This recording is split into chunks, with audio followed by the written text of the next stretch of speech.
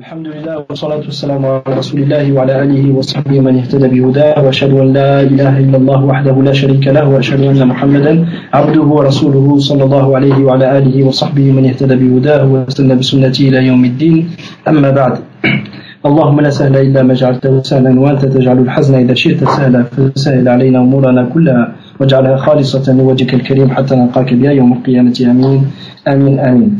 المطلب الثاني. Donc le deuxième point que nous allons voir après avoir vu le sens de la règle qui dit que la adfa'u al-yaqina illa bi-yaqini. Il repousse la certitude et nous avons vu qu'on rentre dans la certitude autre que la certitude, autre que la conviction certaine qui n'accepte aucune forme de doute. Je ne repousserai la certitude, al-yaqin, que par une autre certitude, comme l'a dit l'imam Al-Shafi'i rahimahullah dans Kitab al-Umm, volume 6, page 341, au chapitre sur Ad-Da'wa fil Buyur. D'accord? Sur les prétentions ou lorsque deux personnes viennent à se disputer,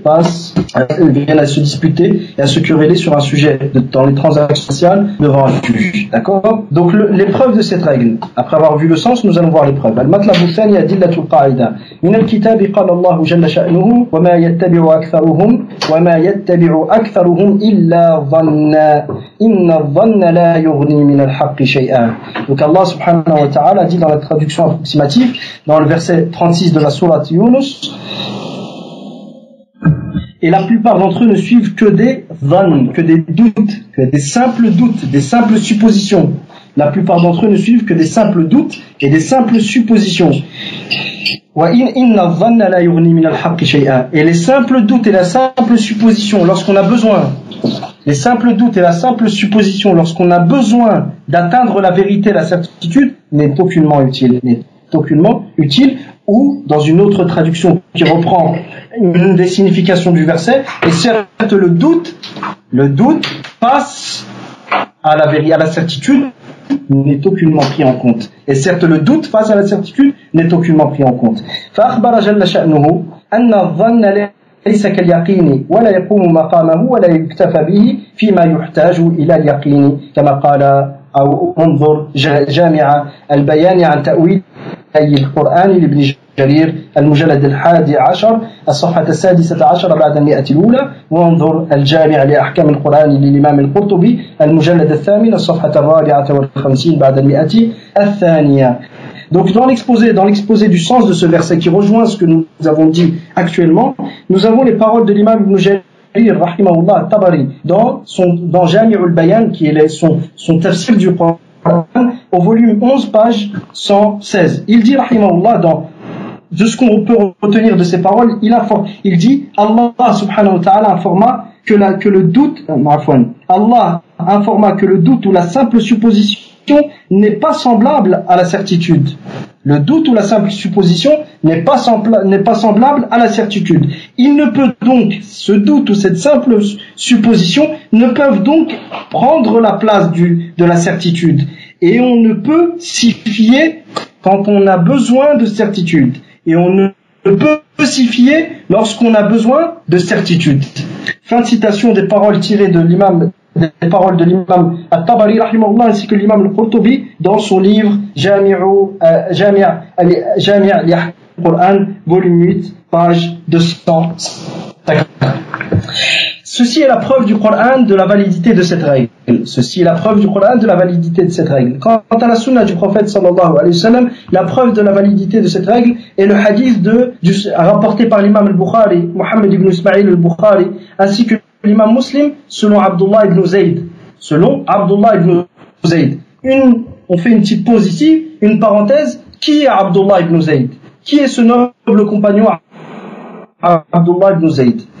Abdullah ibn Zayd radiyallahu anhu, son surnom était Abu Muhammad, son prénom Abdullah, fils de Zayd, fils de Asim al-Ansari. Quand on dit al-Ansari, c'est qu'il habitait à Médine et il faisait partie des Ansar qui ont soutenu le prophète sallallahu alayhi wa sallam et vers lesquels il a fait la hijra. Il assista à la bataille de Uhud et à d'autres batailles. Quant à sa présence lors de la bataille de Badr, elle est sujette à divergence. Elle est sujette à divergence. Mais la bataille de Uhud et d'autres batailles, il y a assisté. Quant à la bataille de Badr, il y a une divergence à ce sujet. Voir pour plus de détails, Al-Isti'ab, volume 3. Al-Isti'ab est un livre connu dans la vie pour décrire, qui parle des compagnons du prophète sallallahu alayhi wa sallam. Volume 3, page 913, ainsi que l'Isaba de Ibn Hajar al-Asqalani, volume 4, page 98 ou page 98. Donc, selon Abdullah ibn Khalid, l'imam Muslim rapporte selon Abdullah ibn Zayd radiyallahu anhu, il dit une personne, أنه عن عبد الله بن زيد رضي الله عنه أنه شكي إلى رسول الله صلى الله عليه وسلم الرجل الذي يلو إليه أنه يجد الشيء في الصلاة فقال لا ينفتل أو لا ينصرف حتى يسمع صوتا أو يجد ريحا. Donc, il fut une personne se plaignait auprès du message d'Allah sallallahu alayhi wa sallam au sujet d'un homme qui s'imagine durant sa prière avoir ressenti quelque chose, c'est-à-dire avoir eu des gaz. Mais simplement ici, regardez la noblesse des Arabes et la noblesse et l'éloquence de la langue arabe avec laquelle le Coran a été révélé. Il n'a pas parlé de gaz directement, il a parlé le terme employé, c'est qu'il ressent quelque chose. Il ressent quelque chose. C'est comme les excréments. Comment sont-ils appelés en arabe? On les appelle comment? Al-Ra'id. Mais qu'est-ce que le Ra'id? Al-Ra'id, c'est quoi? Al-Ra'id, c'est l'endroit en fait où on fait ses besoins. C'est un endroit qui est creux en raison du fait que les gens font leurs besoins dedans. Donc regardez comment était et observons la noblesse de caractère des Arabes vers lesquels le prophète Mohammed sallallahu alayhi wa sallam a été envoyé et de cette langue arabe qui est la langue du Coran, d'accord? Cette langue arabe qui est la langue du Coran. Et c'est pour cela que des fois, il faut savoir il ne faut pas être cru dans ses propos en permanence. Tant qu'on peut être poli, tant qu'on peut être courtois, il faut l'être. Une fois, une femme est venue voir le prophète sallallahu alayhi wa sallam dans un hadith authentique. Elle s'est mariée avec un homme qui était impuissant. Par conséquent, elle a demandé le divorce. Elle a voulu retourner avec son premier mari. Or, il n'y a pas eu de consommation de mariage. Lorsqu'elle est venue voir le prophète sallallahu alayhi wa sallam, le prophète sallallahu alayhi wa sallam, qu'a-t-il dit à cette femme? Il lui a dit, tu veux revenir chez Rifa'a, chez ton premier mari? Il lui a dit, la hatta yadhuqa usaylataki wa tadhuqi usaylatahu. Non, jusqu'à ce qu'il goûte ton miel et que tu goûtes son miel. Regardez l'éloquence du prophète sallallahu alayhi wa sallam. D'accord? Et ce qui est visé par là, c'est que tu ne pourras retourner avec lui tant qu'il n'y aura pas eu de consommation du mariage. D'accord? Tant qu'il n'y aura pas eu de consommation du mariage. Donc, Abdullah ibn Zayd ici nous dit que à l'époque du prophète sallallahu alayhi wa sallam, quelqu'un se plaignait auprès du message d'Allah sallallahu alayhi wa sallam au sujet d'une personne qui s'imagine durant sa prière avoir ressenti quelque chose, c'est-à-dire avoir perdu ses ablutions. Le prophète sallallahu alayhi wa sallam dit alors qu'il ne quitte sa prière, qu'il ne quitte qu'après entendu un son ou senti une odeur. Qu'il ne sorte ou qu'il ne quitte qu'après avoir entendu un son ou senti une odeur. Et dans la variante, dans la riwaya de l'imam Muslim, la yansarifu min al-masjid, qu'il ne sorte pas de la mosquée jusqu'à entendre un son ou sentir une odeur. Et ici, la variante de Muslim rajoute une information supplémentaire. La chose, elle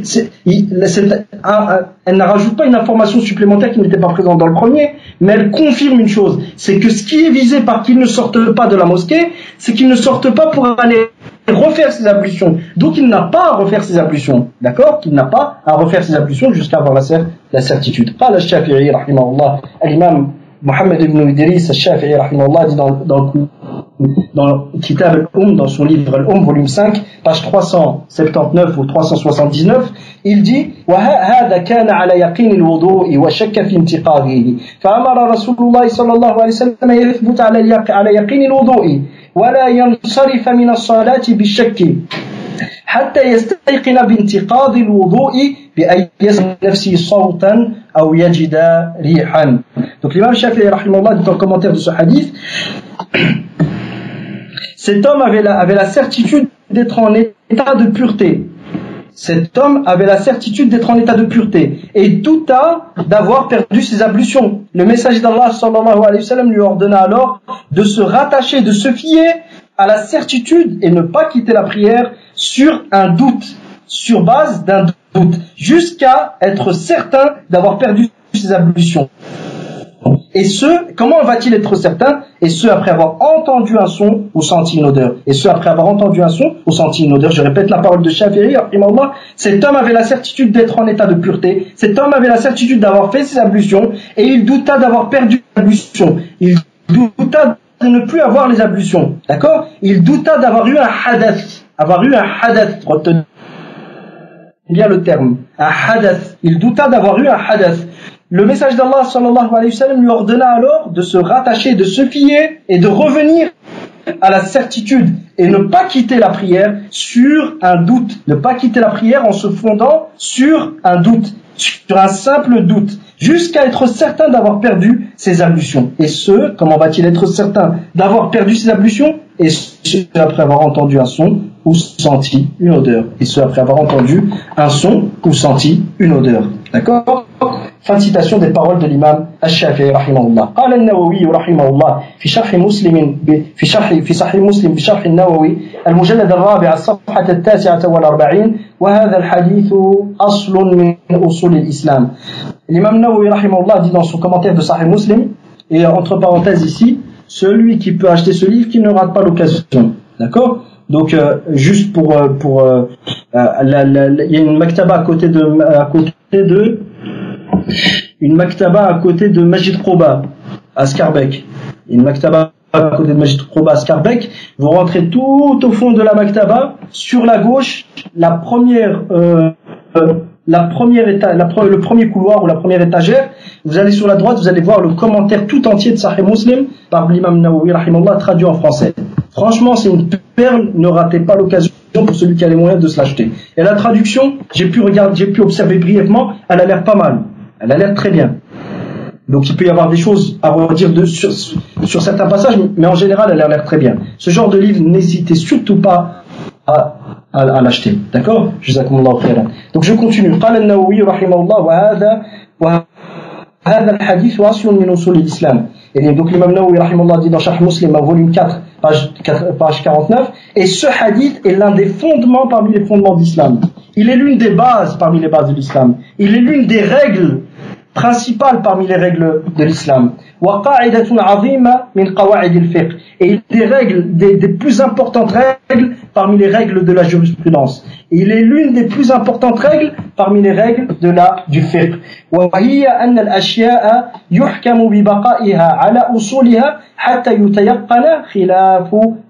Et cette règle, elle dit en résumé, cette règle dit que les choses ont statut, que les choses ont gardé leur situation d'origine jusqu'à qu'on soit sûr qu'elle n'est plus cette situation-là, et qu'elle ne soit plus dans cette situation-là, et qu'elle n'ait plus ce statut-là d'origine. Les choses gardent leur situation et restent sur leur situation d'origine et sur leur statut d'origine jusqu'à que l'on soit sûr qu'ils ont quitté, que ces choses-là ont quitté ce statut d'origine, qu'ils ont quitté cette situation d'origine, qu'ils ont changé. Tant qu'on ne sait pas, qu'on n'a pas la certitude ou la supposition probante qu'ils ont quitté cette situation d'origine, on n'a pas le droit de quitter, on n'a pas le droit de leur affirmer un statut différent de leur statut de base. On n'a pas le droit de leur affirmer un statut différent de leur statut de base tant qu'on n'a pas de preuves claires et évidentes prouvant que cette chose-là a changé et qu'elle n'est plus comme elle était dans le passé. Est-ce bien compris? Je continue la parole de l'imam Shafi'i, de l'imam Nawawi, rahimahullah. Wala yadurru shakku at-tari. Et le doute qui intervient après une certitude ou une supposition probante n'affecte nullement et aucunement le statut de cette chose. Je répète, et le doute qui intervient après la certitude ou la supposition probante ou la supposition apparente ou la forte supposition ou la supposition majoritaire qu'une chose est de telle et telle manière, ce doute-là n'a aucun effet et ne nous permet pas de quitter cette certitude ce yaqin, et il ne nous permet pas de quitter cette supposition probante à dhannul ghalib à dhannul rajih, et il ne nous permet pas de quitter cette forte supposition à dhannul zahir, et il ne nous permet pas de quitter cette forte supposition qui est à dhannul qawi. D'accord? Je répète maintenant, après avoir intégré ce qu'on a vu précédemment comme terminologie et explication dans la parole de Nawawi, car tel est l'objectif de la traduction. La traduction, en aucun cas on a le droit de traduire au mot à mot, car le mot à mot altère en général la signification. Et au sujet de la traduction mot à mot, nous disons que tout traducteur est un traître. Mais sinon, l'objectif de la traduction, c'est de décrire le sens et la signification. Par conséquent, lorsqu'on vient traduire les paroles d'un imam, il faut revenir au fondement de cet imam. Lorsqu'on vient traduire les paroles d'un savant, il faut revenir au fondement de ce savant. Lorsqu'on vient traduire des termes religieux, dogmatiques ou juridiques ou de fiqh, de aqida ou de fiqh, on se doit de maîtriser les significations de ce terme-là dans le contexte de aqida ou dans le contexte de fiqh ou dans le contexte de usul ou dans le contexte de la hadith, d'accord, ou dans le contexte de la hadith. Si nous n'avons pas cette maîtrise-là, toute traduction sera forcément en général très manquante. Et si nous avons raison, ce n'est pas pour autant que notre démarche que cela justifie notre démarche, car la validité de le bon résultat ne justifie pas la méthode. Les Khawarij sont convaincus que celui qui commet du shirk est un mushrik. D'accord. Est-ce que c'est pour autant que le chemin qu'ils ont emprunté pour arriver à cette conclusion, il est juste? Non, car eux considèrent que la foi est un tout. Si une partie manque, ça disparaît. Donc par conséquent, le bon résultat ne justifie pas la méthode qui a été empruntée pour arriver à ce résultat-là. D'accord? Le bon résultat ne justifie pas la méthode qui a été employée pour arriver à ce résultat-là. Mais la bonne méthode donne, incha'Allah, de bons résultats. Tôt ou tard, la bonne méthode, al-usul as-sahiha, tuntiju thimaran tayyiba. La bonne méthode et les bonnes règles et la disposition à comprendre la vérité amènera tôt ou tard, incha'Allah, si la personne est sincère et qu'elle fait l'effort de chercher, elle trouvera la vérité bi'idhnillah. D'où l'importance qui doit se concentrer sur notre importance, nos efforts doivent se concentrer sur quoi? Sur la compréhension des bases. écoutez الله مثلا كلمة طيبة كشجرة طيبة أصلها ثابت وفرعها في السماء تؤتي أكلها كل حين بإذن ربها. Et Allah a donné comme parabole une bonne parole, pareil à un bel arbre dont les racines sont fermes et les branches s'étendent vers le ciel. Elle donne ses fruits à tout moment par la permission de son Seigneur. Elle donne ses fruits à tout moment par la permission de son Seigneur. Là, donc les bonnes bases, les bonnes racines donneront leurs fruits bi'idhnillah. Ils donneront leurs fruits par la permission de leur Seigneur.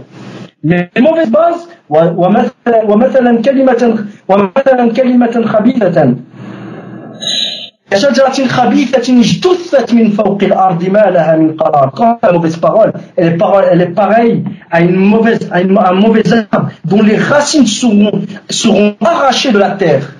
ما لها من قرار, elles n'ont aucune stabilité. Toute mauvaise parole, la parole de shirk ou les mauvais fondements, les innovations dogmatiques ou les innovations pratiques ou les mauvaises règles de déduction, les mauvaises méthodologies d'argumentation, de compréhension, toutes ces choses-là, toutes ces mauvaises racines n'ont aucune stabilité. Celui qui n'a pas de bonne base, aujourd'hui il dira A, demain il dira Z. Aujourd'hui il dira une chose, demain il dira son contraire. Il n'a pas de usul, il n'a pas de base, il n'a pas de méthodologie saine. Donc c'est sur cette méthodologie saine que nos efforts doivent se concentrer et non pas sur la lecture ou sur la culture générale et la quantité des informations que l'on va emmagasiner. C'est pas sur ça qu'on doit se concentrer, mais sur les bases, sur les usul, que ce soit les usul de la aqida, que les usul de la compréhension, les usul de l'islam ou les usul de la jurisprudence islamique, bien que, une parenthèse ici, au camp des usul du fiqh, les usul du fiqh ne sont pas les usul simples, les fondements seulement du fiqh, ce sont les fondements de la religion. Mais étant donné qu'ils sont majoritairement utilisés dans la jurisprudence, à savoir les actes pratiques, ils ont été cette science a été qualifiée ainsi. Mais sinon, usul al-fiqh, c'est les usul de din, c'est les fondements d'argumentation, de compréhension de l'objectif d'Allah et de son prophète sallallahu alayhi wa sallam. Et comme il disait Ibn Taymiyyah, rahimahullah, celui qui n'a pas qui n'a pas les règles d'argumentation, la méthodologie saine de compréhension et de déduction, celui qui n'a pas les fondements de la jurisprudence, les fondements de la religion, les fondements de la compréhension, celui-ci n'a pas le droit à la parole dans la religion d'Allah. Il n'a même pas le droit de parler. Ici, fin de citation de la parole de l'imam Nawawi rahimahullah, et ici s'arrête le cours d'aujourd'hui, Inch'Allah, sur Al-Qawa'id. Je répète, nous sommes en train de lire dans le livre, dans l'ouvrage Al-Qawa'id wa Dawabit al-Fiqhiyyah fi Kitab al-Ummi, l'imam al-Shafi'i, jam'an wa tartiban wa dirasatan ta'lifu Abdul Wahhab ibn Ahmad Khalil ibn Abdul Hamid. D'accord? Les éditions d'Al-Tadmawiyya. Donc c'est tout. Nous sommes à la première règle qui concerne, au premier chapitre de ces règles-là, qui concerne les règles liées à la certitude, à l'yaqin. D'accord? Donc aujourd'hui, nous avons vu quoi? Nous avons vu les preuves de cette règle-là, qui est l'imam Shafi'i, comme le dit l'imam Shafi'i, rahimahullah, la adfa'u al-yaqina illa bi-yaqin, je le repousse un yaqin, une certitude, une supposition probante, une supposition majoritaire que par une certitude, ou un yaqin, ou une supposition probante, comme il le dit dans le Kitab al-Umm, volume 6, page 341. Donc nous avons vu le sens de cette règle-là. Le sens de cette règle, aujourd'hui nous avons vu quoi? Les preuves du Coran, qui sont le verset de Surat Yunus, le verset 36, et la plupart d'entre eux ne suivent que de simples suppositions, de simples doutes. Certes, le doute dans ce dont on a besoin de la vérité n'est aucunement utile.